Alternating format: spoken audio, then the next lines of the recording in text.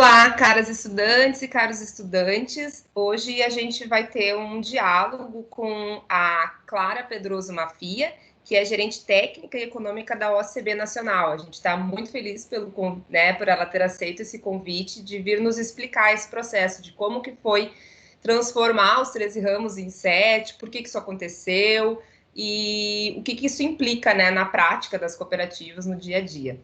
Bem-vinda, Clara. Grata por tu ter aceito vir dialogar com a gente. Bom dia, agradeço muito o convite, professoras. É um prazer falar com vocês. Assim, uma super oportunidade que a gente tem, né? Quando a gente pode conversar com estudantes, com a academia e a gente falar um pouco do cooperativismo, porque ainda é um setor tão desconhecido, né?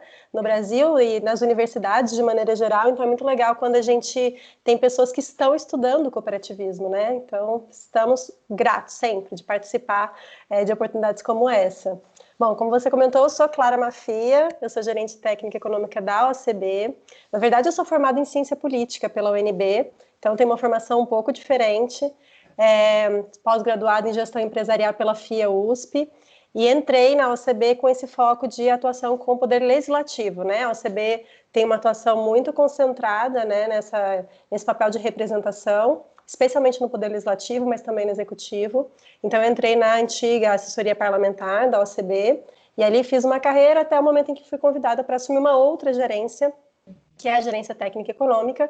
Essa é a gerência responsável pelos ramos do cooperativismo, então é responsável por toda a gestão dos conselhos consultivos de ramos que a gente tem na OCB, também é responsável pela análise de impacto, né, dos projetos de lei, também por uma atuação institucional junto ao Poder Executivo nos fóruns que são mais técnicos. Então, ali na equipe eu tenho especialistas, né, em cada ramo. Então, cada ramo tem 1 ou 2 especialistas para que a gente possa desenvolver o nosso trabalho. Então, mais ou menos isso, né? Esse é o papel da gerência técnica e econômica, que às vezes pelo nome não fica tão claro, né?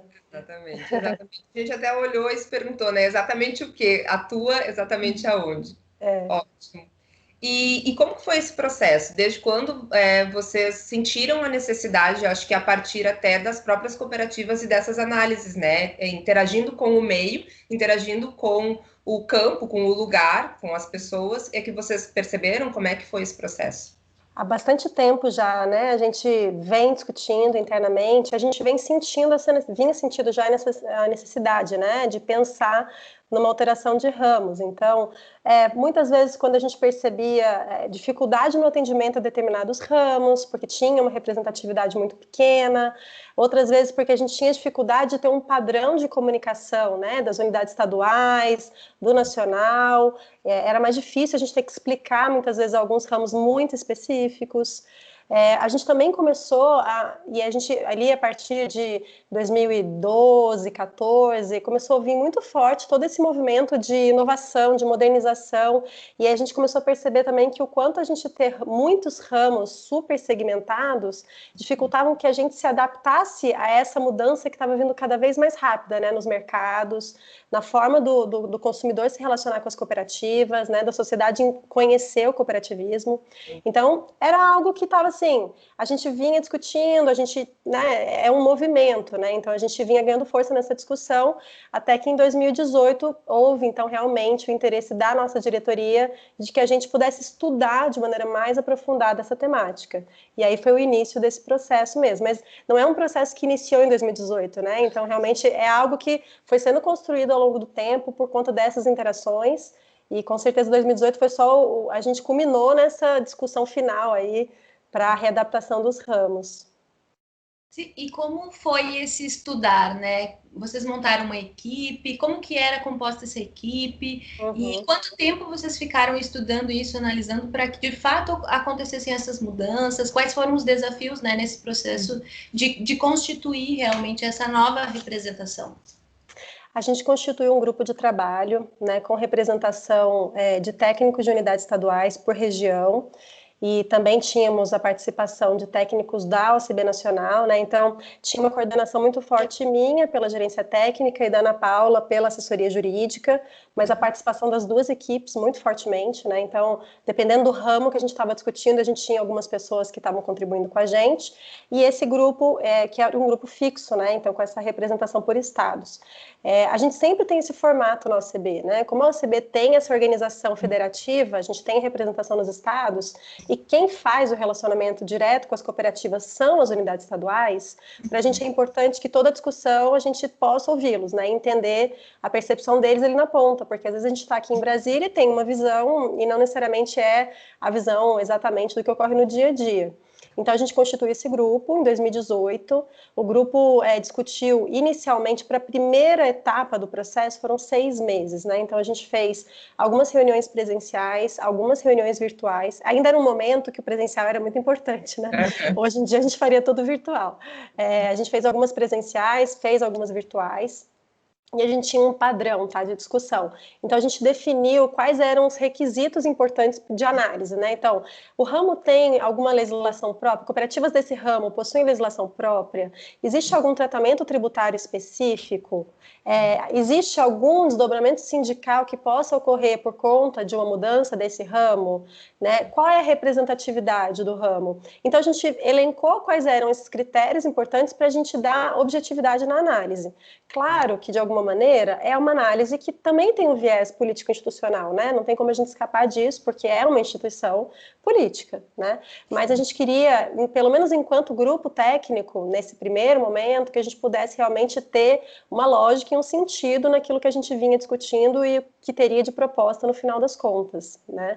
Então, isso ajudou muito a guiar as discussões e a separar um pouco algumas vontades e desejos, às vezes até pessoais, daquilo que realmente fazia sentido, né? Por quê? Porque a gente já imaginava que a gente ia mexer com estruturas importantes, né? Então, que a gente ia talvez deixar algumas cooperativas desconfortáveis, né? Se sentindo, de alguma maneira, pouco representadas nessa nova organização. Então, era importante que a gente tivesse realmente esses critérios. E aí, essa primeira fase foi quando a gente realmente definiu os ramos, né? Então, quais seriam os 7 ramos? A gente não sabia que eram 7, né? Mas chegamos a 7. E aí, na sequência, depois de aprovado todo esse processo, a gente voltou com o grupo de trabalho. Por quê? Porque, como a gente imaginou, tiveram dúvidas, questionamentos. A gente abriu um momento para receber os questionamentos e para a gente responder tecnicamente, né? E aí isso voltou para uma avaliação de assembleia. Então, foi um processo realmente de construção. E até hoje, tá? A gente está em 2020, a gente ainda está na implementação, né? Porque a gente sabe que é algo que leva um tempo, né? A gente passou muitos anos com 13 ramos, e não é de uma hora para outra que a gente vira a chave assim tão rapidamente, né?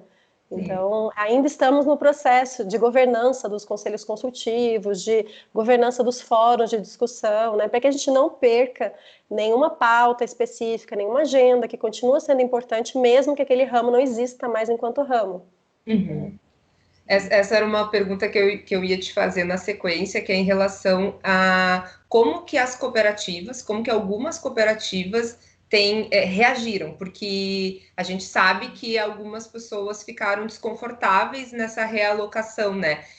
A gente observou, talvez pelo nosso campo de estudo, de pesquisa, que as pessoas que estão vinculadas às cooperativas educacionais, né, que antes a gente tinha um ramo específico, elas ficaram um pouco perdidas, e isso é um diálogo que a gente vai fazer, inclusive, com uma presidente de cooperativa escolar agora para próximos encontros, que ela comentou que tá um desconforto e as pessoas não estão sabendo exatamente aonde que elas devem estar alocadas. Então, se você pudesse falar um pouco sobre isso, eu dei um exemplo, né? Mas se você tiver outros para compartilhar. Com certeza o educacional e também o mineral foram os 2 ramos, assim, que ficaram mais desconfortáveis e ainda estão, né, de alguma maneira desconfortáveis. A gente está trabalhando e ajustando. O educacional mais ainda, porque ele foi dividido, né?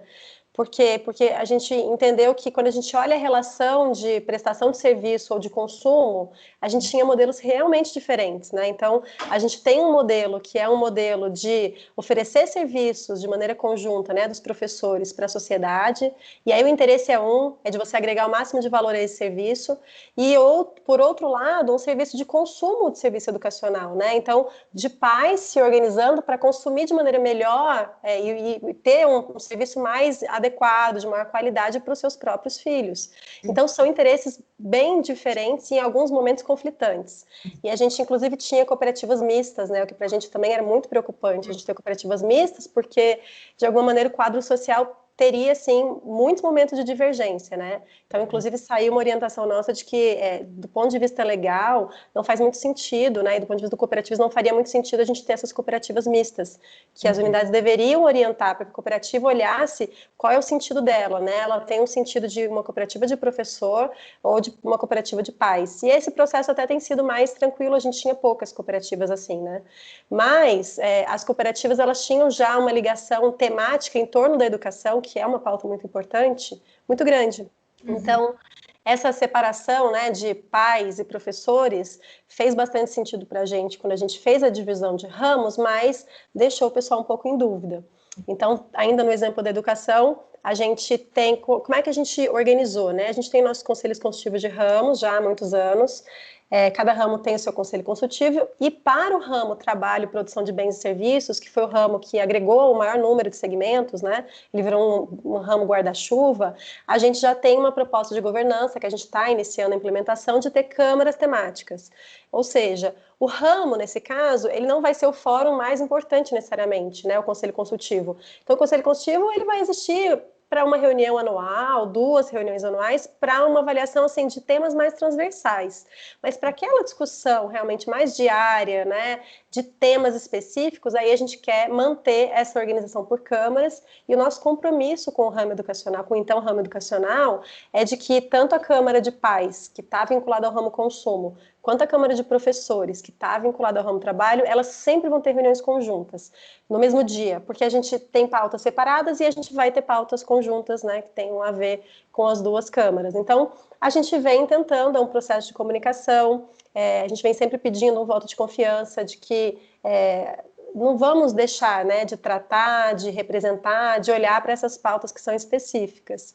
E que, se for necessário, daqui a um tempo a gente muda de novo, né? Não tem problema, essa é uma mudança que depende da gente. Então, nesse momento, né, de 2018, fazia sentido a gente agrupar dessa maneira.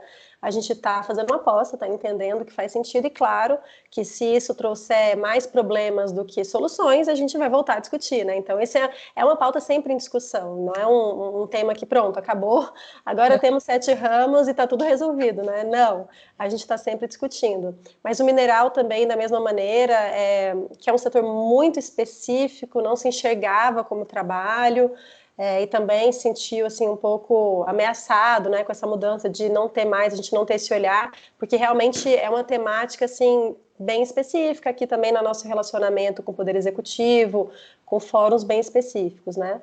Mas a gente tem conseguido perceber, pelo menos por aqui, que pelo contrário, sabe, a gente até conseguiu já desenvolver atividades e fazer entregas e fortalecer o relacionamento institucional independente dessa modificação aí de ramos, né? E, por outro lado, a modificação de ramos tem ajudado, né, a gente ter ramos mais consolidados, mais amplos, tem ajudado com a gente ter uma comunicação mais forte sobre o cooperativismo. A gente já tinha a campanha do Somos Coop na rua, e agora a gente vai começar um processo mais forte ainda com TV aberta para falar de cooperativismo.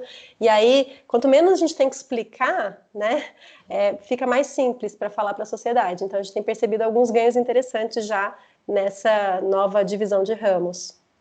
Porque a gente tem uma dificuldade grande de dialogar com as pessoas, considerando o mundo que a gente vive, né? Esse mundo que é competitivo, esse mundo onde empreender isolado é algo que é muito valorizado, né? A gente está vivendo esse momento, a gente olha para a inovação como um processo, como que se fosse exclusivo das startups, e esquece que quando a gente se reúne, quando a gente tem mais força conjunta, por vezes a gente vai conseguir fazer esse processo de uma forma até mais qualitativa, né?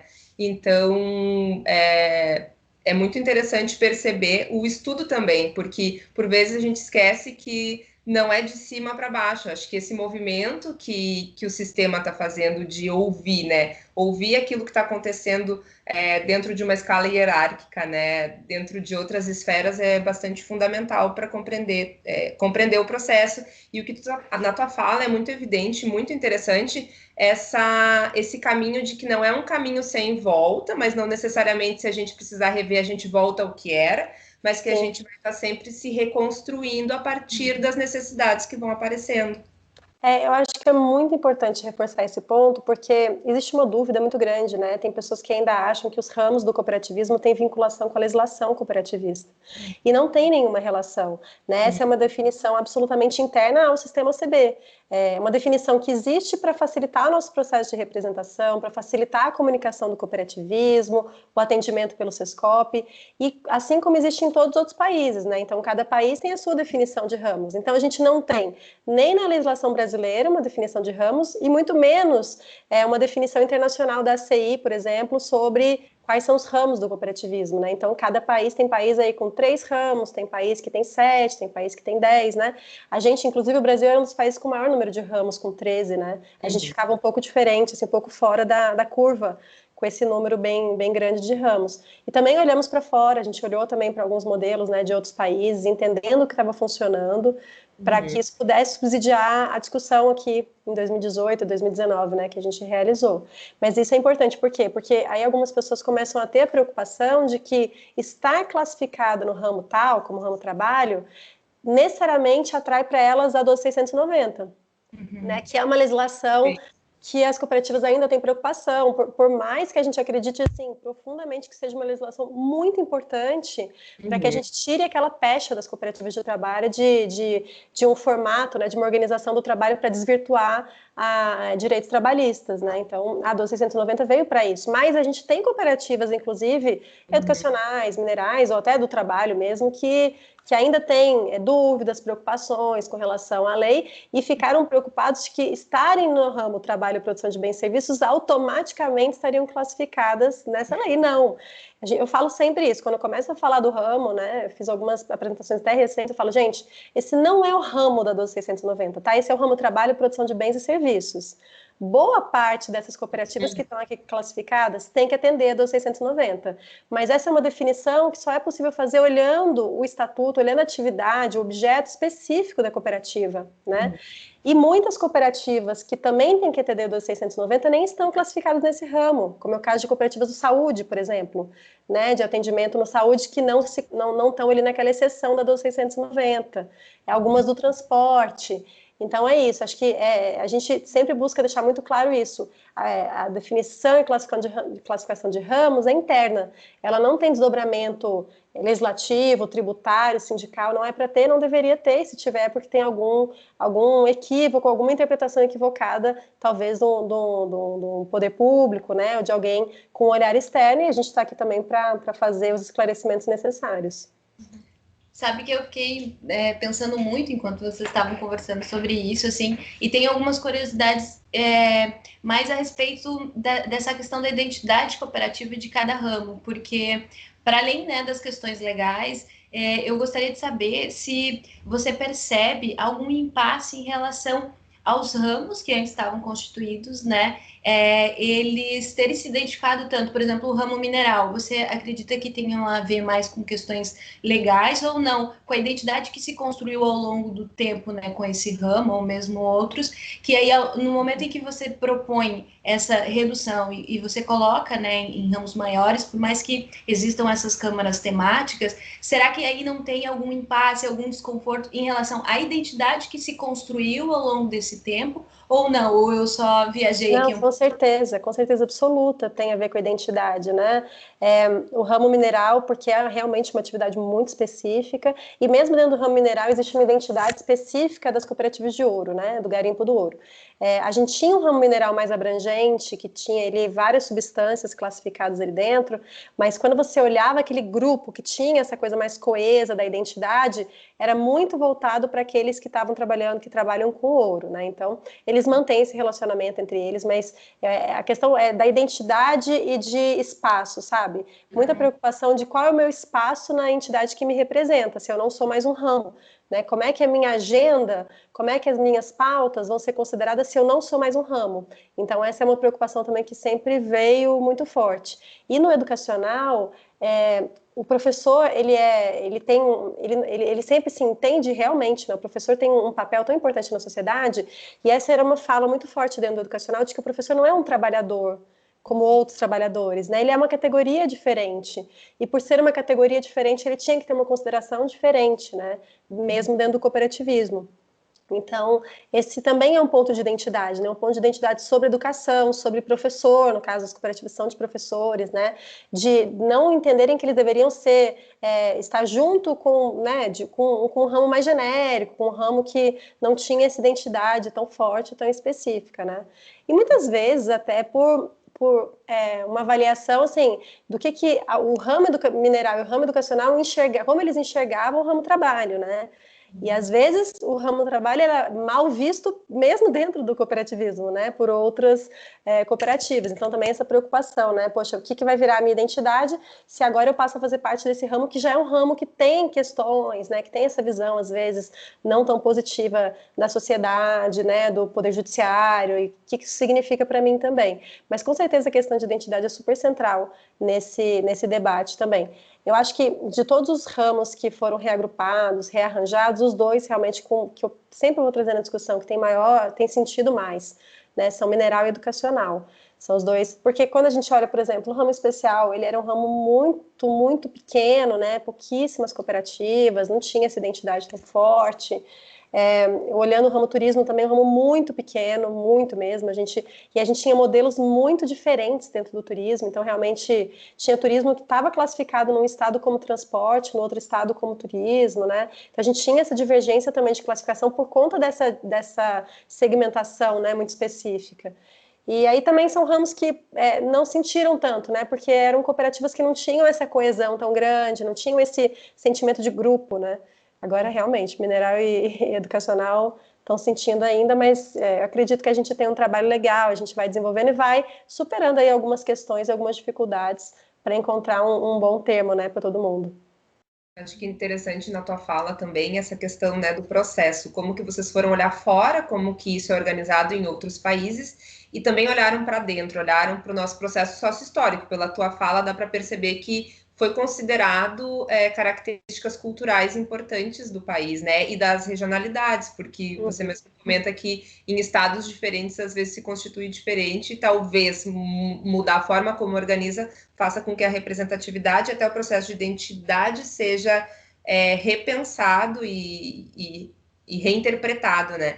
E em que medida que não em que medida, as câmaras temáticas me parece que vêm no sentido de fortalecimento desse processo identitário, e que essa representação, quando a gente unifica e entende trabalho, né, talvez até repensar o que se entende por trabalho, não sei em que ponto, em que medida aí é pensado a conceituação, como que a gente pode interpretar esse trabalho, se isso é algo que você já percebe que está sendo dialogado dentro do sistema, né? Dentro desse ramo específico, porque como entrou muita gente dentro do ramo do trabalho e já era um ramo em que realmente a gente percebe, tinha até algum certo preconceito em alguns espaços, né? Parecia que não tinha muito diálogo com alguns ramos com aquele ramo. No momento em que a gente entra para esse, tem as câmaras, que daí a gente vai discutir os temas específicos, como que entraria a discussão do que é trabalho, de como que a gente vê trabalho, como que é o trabalho, por exemplo, né? A gente tem uma ideia do trabalho na sociedade, mas dentro do cooperativismo, essa ideia de trabalho ela pode ser interpretada e compreendida diferente. Como que você vê isso? Perfeito, a gente está no processo, né? Assim, esse é o tema de o que é trabalho, quando a gente vai discutir, esse é um dos temas transversais, né? Para a gente discutir com todo mundo, porque para o ramo mineral, por exemplo, o que eles fazem não é trabalho, né? Para o ramo educacional, talvez o que eles façam também não seja trabalho. Então a gente precisa entender o que é trabalho, né? O que é trabalho para cada uma dessas categorias e o que é trabalho para o cooperativismo, né? Porque no final das contas, o professor Virgílio, né, da UCEGS, ele sempre fala o seguinte: se a gente fosse ser muito, a gente reducionista, né, se a gente fosse reduzir, a gente podia reduzir a 3, né, cooperativas que fazem compra em comum, venda em comum e compra e venda, que é o crédito. Então, no final das contas, todas as cooperativas que estão no ramo trabalho, elas estão sim vendendo um serviço que é um trabalho, né? Seja o trabalho qual for, um trabalho de reciclagem, um trabalho de técnico de TI, um trabalho de mineração, são trabalhos distintos. Então, acho que também é uma discussão até um pouco social, né? De muitas vezes as pessoas colocam pesos e medidas sobre trabalhos, né? Como se um trabalho tivesse um valor e outro trabalho tivesse outro valor, né? Então, assim, eu acho que essa é uma discussão super legal, até um pouco filosófica, que a gente tem que fazer. E que a gente inicia, né? A gente ainda está num processo mesmo. Um exemplo que eu sempre trago numa comparação, porque muitas cooperativas veem o agro, né? A OCB tem uma ligação muito forte com o cooperativismo agropecuário, por uma questão histórica, né? E muita gente, inclusive, ainda confunde a nossa posição como se a gente tivesse com um viés mais voltado ao agro do que para outros ramos, né? E eu falo, olha, se a gente for olhar o agro é um mundo também, né? Com certeza absoluta, aquelas cooperativas que trabalham com soja, que trabalham com trigo, que trabalham com grandes culturas, né, que são culturas assim, assim de quantidade, né, que a gente não tem, que a gente tem um processo muito intensivo, são muito diferentes na sua necessidade, na sua demanda, daquelas cooperativas que trabalham com cacau, por exemplo, ou daquelas cooperativas que trabalham com aquicultura, né? Então, a gente tem processos tão distintos dentro do agro também, e o agro também é o mundo. E também no agro, o nosso Conselho Consultivo, ele tem um papel um pouco menos intensivo, e a gente trabalha muito mais por câmaras. A gente tem a Câmara do Leite, a gente trabalha a Câmara do Crédito Rural.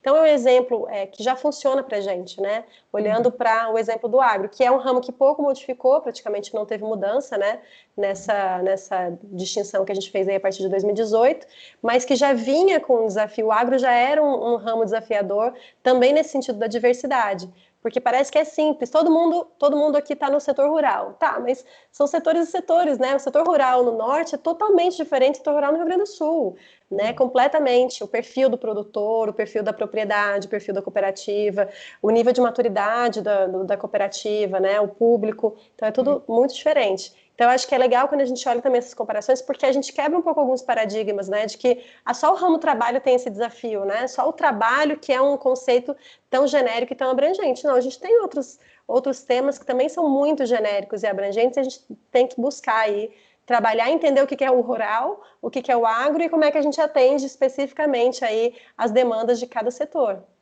Ótimo, ótimo.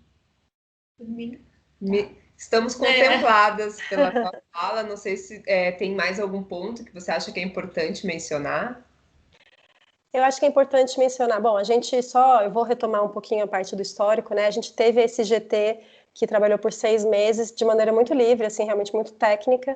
E aí, em dezembro de 2018, a gente teve uma assembleia extraordinária, né? A gente levou para essa assembleia porque existia já uma ânsia assim de alguns dirigentes que sabiam já do trabalho que estava sendo discutido, então a gente levou para uma primeira avaliação, não necessariamente já para aprovar, e foi aprovado. Aprovado assim mesmo antes do processo a gente abrir para receber, né, críticas, sugestões, então foi pré-aprovado, digamos assim, e aí a gente passou até abril recebendo, né, abriu esse processo de receber sugestões, críticas, e recebemos, né, e aí a gente teve esse trabalho de retomar o grupo para fazer as devolutivas, e quando viemos para a nossa GO, enfim, novamente foi aprovado do jeito que estava, né, com 7 ramos, então demonstrou que existia mesmo esse alinhamento muito forte já entre as unidades, né, por mais que a gente tivesse algum desconforto de alguns ramos. E um outro ganho interessante é que, na sequência, esse grupo também nos auxiliou para a gente conseguir padronizar os Então, qual é a classificação abaixo de ramos? Por quê? Porque como a gente agrupou em ramos muito amplos, a gente precisava que todos os estados tivessem a mesma dimensão de subclassificação, porque senão, do ponto de vista de estatística, né, nacional, seria impossível. E também foi legal porque é isso, a gente agora tem um padrão de conceito, então cada ramo tem um conceito padronizado pela Resolução 56, e a gente tem um padrão de sub-ramos, né? Então a gente desceu 2 níveis para cada ramo, e isso está fazendo muito sentido para a gente. Por quê? Porque agora o atendimento fica muito mais interessante. Agora eu realmente consigo saber, dentro do ramo trabalho, quantas são as cooperativas de reciclagem, né? E aí, dentro de reciclagem, qual é o trabalho específico. Então, isso já tem um ganho para a gente de organização, de sistematização. Imagino que para quem está na academia é super importante, né, ficar das nossas estatísticas, porque realmente a gente é a referência quando a gente está falando de números do cooperativismo, de dados do cooperativismo, né? E aí esse processo é um processo que já tem aí um desdobramento legal para olhar os dados do cooperativismo. Então, estamos aí discutindo ainda, à disposição, eu acho que é um processo vivo, né, como eu comentei, enfim, e estamos abertos, né, a sugestões, a opiniões, a gente está testando o modelo das câmaras, está testando o modelo dos conselhos, e aquilo que funcionar, legal, o que não funcionar, a gente vai ajustar. Eu acho que é interessante isso, a gente está com uma diretoria já desde 2018, né, muito aberta, né, a essa reflexão e essa construção que é coletiva, como no cooperativismo, né, e aí, só para pegar um gancho do que você falou um pouco antes sobre a questão da inovação, né, do empreendedorismo, é muito importante a gente enxergar o cooperativismo como uma forma muito relevante de empreendedorismo coletivo. E olha, o tanto que está alinhado, eu tenho falado muito em algumas palestras que eu falo sobre inovação, né, sobre cooperativismo, é que é o seguinte, a gente já ouve falar sobre inovação, sobre mudança do consumidor, o consumidor quer coisas diferentes, e o cooperativismo entrega aquilo que esse consumidor quer desde o seu surgimento, desde a Revolução Industrial, né? O cooperativismo entrega um modelo que é colaborativo, um modelo que tem um papel significativo na sua comunidade, né? Que entrega um valor social além do econômico, e esses são valores que hoje estão sendo reconhecidos e pagos a mais, né? Pelo consumidor nessa relação com as empresas que entregam esse tipo de conceito, de princípio, né? De prática. Então, é legal a gente perceber isso e é interessante a gente perceber o quanto mais a gente vai falando sobre isso, falando do cooperativismo, vai ficando claro para as pessoas que o cooperativismo tem tudo a ver com esse momento moderno, com essa coisa nova, né, de pensar diferente a relação de consumo. E aí a gente precisa estar fortalecido na comunicação, nos ramos, em todo esse processo de falar do cooperativismo para que a gente consiga realmente quebrar algumas barreiras, porque ainda temos muito desconhecimento, né? Muito desconhecimento sobre o cooperativismo, muitos preconceitos e, enfim, a gente precisa aí avançar, é um desafio que a gente tem nessa pauta permanente de falar do cooperativismo. Então, uma oportunidade de falar aqui com vocês, que precisar, e de outras temáticas também, a gente está à disposição, outras pessoas também aqui da OCB, para que a gente possa falar cada vez mais do cooperativismo e tirar dúvidas que existam aí da academia, né, no caso de vocês, mas também da sociedade de maneira geral. Certo. Muito agradecida, mais uma vez, né, que bom que você aceitou esse convite, porque a gente aprendeu muito com você, certamente os estudantes ficaram muito felizes, né, com essa partilha. A gente sempre agradece pela OCB, né, e aqui é o Sergues, que a gente sempre, né, vai e conversa, eles sempre estão muito abertos para nos receber, então muito grata. Para contribuir, né, com as nossas reflexões e com toda essa... Eu acho que o interessante desses diálogos é a gente reduzir a distância, né, e a gente está vivendo um momento em que isso está sendo muito mais oportunizado. A gente já tinha essas tecnologias, mas a gente não tinha se dado por conta que a gente poderia usar. Exatamente. Então, acaba que algumas coisas vêm para fazer a gente repensar o próprio fazer diário de nós dentro da academia, em especial, porque antes a gente tinha uma ideia de que precisava ir até ou trazer. Né? E está muito mais simples a gente ter essas conexões, parece que as distâncias ficaram mais encurtadas nesse processo, né? Então a gente agradece muito por você ter vindo até aqui e a gente ter ido até aí e ter feito essa troca. Foi realmente um prazer conversar contigo e muito grata, então. Eu que agradeço, fico à disposição. Tchau, pessoal. Tchau, tchau.